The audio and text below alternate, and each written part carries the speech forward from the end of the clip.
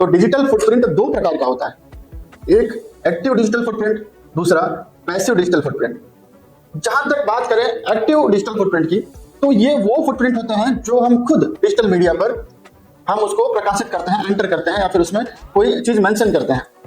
जैसे मान लीजिए कि हमने सोशल मीडिया पर किसी पर्टिकुलर पोस्ट पर कोई कमेंट किया, तो वो इनपुट हमने दिया है, तो ये फुटप्रिंट कि किसने कमेंट किया है वो वहां से मिल जाता है, तो ये एक्टिव फुटप्रिंट बोला जाएगा। इसी प्रकार से मान लीजिए हमने कोई पोस्ट डाली और पोस्ट में कोई सुधार किया या बाद में उस पोस्ट को डिलीट कर दिया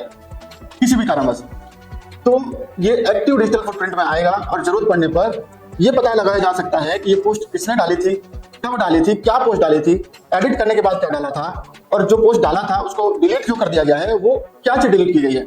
यानी वो सारी चीजें अगर ट्रैक की जाए तो उसको निकाला जा सकता है। यानी वो फुटप्रिंट्स जो है वो कहीं ना कहीं सर्वर पर सेव रहते हैं और उसको ट्रेस किया जा सकता है। अब बात करें पैसिव फुटप्रिंट की, तो पैसिव डिजिटल फुटप्रिंट वो होता है जो आप कोई इनपुट नहीं डालते, लेकिन वो ऑटोमेटिक आपके जो सर्चेज है, जो आप सर्च करते हैं इंटरनेट पर, जो आप जैसे मान लीजिए कोई प्रोडक्ट आप इंटरनेट पर सर्च कर रहे हैं,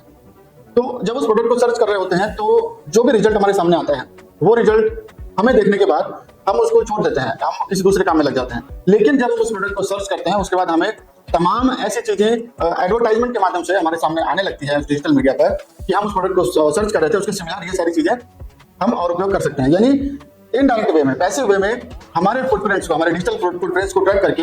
हमें ऐसे प्रोडक्ट्स दिखाए जाते हैं बार बार कि उनको लगता है, उनको पता चल जाता है कि हम किस चीज की सर्च कर रहे हैं, किस चीज के बारे में खोज रहे हैं, ऐसी चीजें वो हमें सजेशन में देने लग जाते हैं। तो ये पैसिव फुटप्रिंट में आता है। यदि हम इनपुट नहीं दे रहे हैं लेकिन हम कोई चीज सर्च कर रहे हैं, किस चीज के बारे में जानने का प्रयास कर रहे हैं, तो ऐसी ही चीजें हमें बाद में पॉपअप या फिर अन्य माध्यमों से मिलने लग जाती हैं। यानी एक्टिव फुटप्रिंट तो वो है जो इनपुट हम खुद मीडिया पर, इंटरनेट पर प्रोवाइड करते हैं,